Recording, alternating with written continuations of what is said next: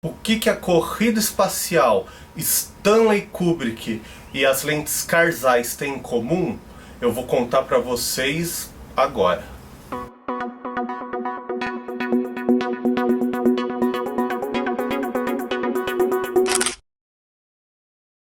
Geralmente eu venho aqui falar para vocês de lentes. Hoje o vídeo vai ser um pouco diferente. Eu vou falar sobre uma teoria da conspiração.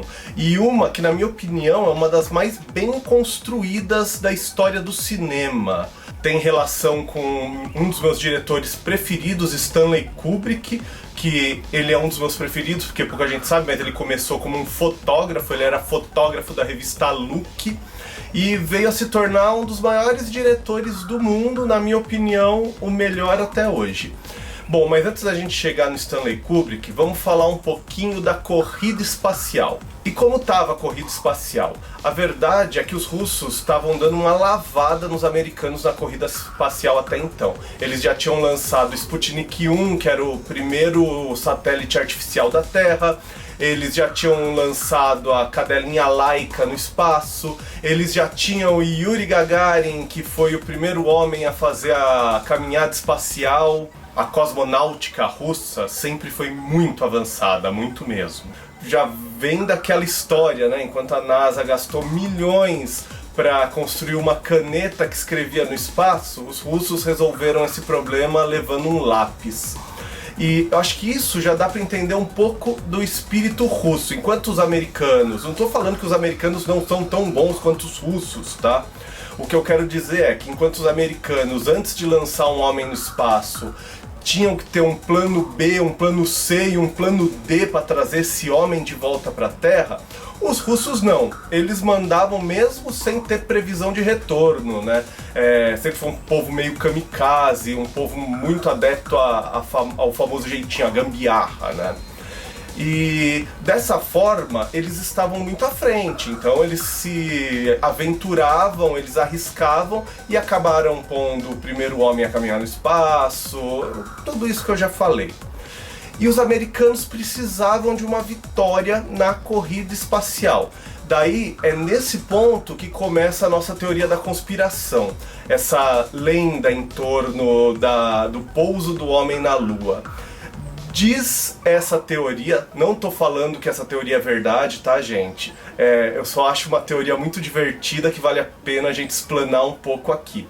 Diz a lenda que os americanos precisavam, enfim, ter uma vitória nessa corrida espacial. E eles já tinham todo um preparativo para pousar na Lua, mas os russos também tinham. E como eu disse, os russos fariam isso mesmo se eles mandassem os astronautas, os cosmonautas no caso deles, para a Lua, e esses cosmonautas nunca mais voltassem para a Terra, os russos iam mandar.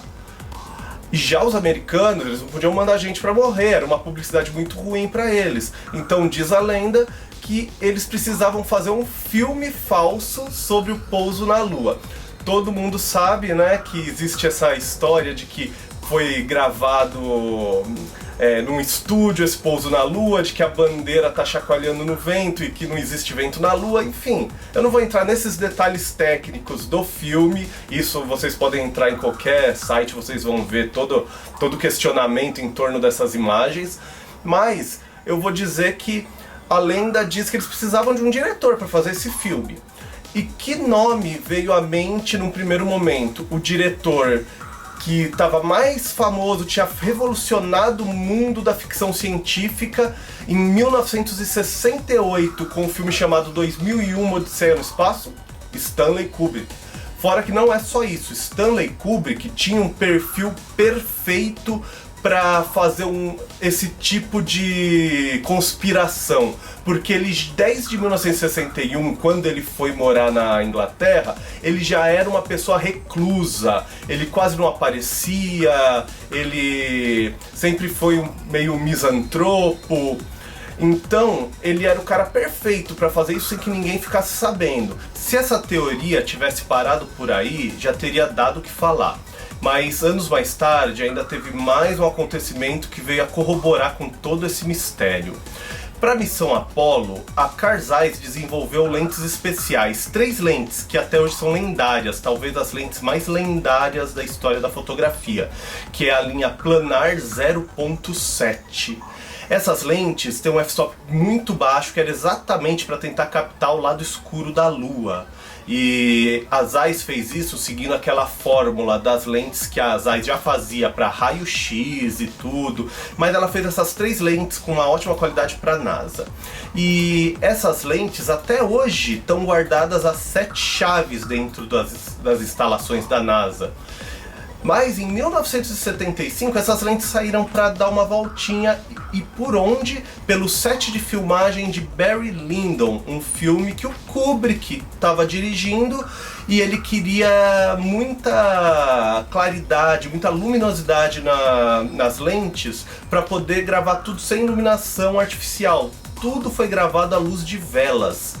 O que torna essa teoria muito coesa é que, além do fato de existir essa teoria de que foi gravado num estúdio esse pouso na Lua, e o Kubrick ter feito em 1968, 2001, Odisseia no Espaço, e o pouso na Lua ter sido logo em 69, é o fato de que por que cargas d'água a NASA emprestaria essas lentes pro Stanley Kubrick, sabe? A NASA não é uma empresa que sai emprestando o seu material para outras pessoas. Existe todo um lance da NASA de espionagem, de segredo de Estado. Eles nem podem, eu acho, ficar emprestando coisas. E porque logo Stanley Kubrick foi escolhido para que eles emprestassem essas lentes, se não para pagar algum débito já pré-existente.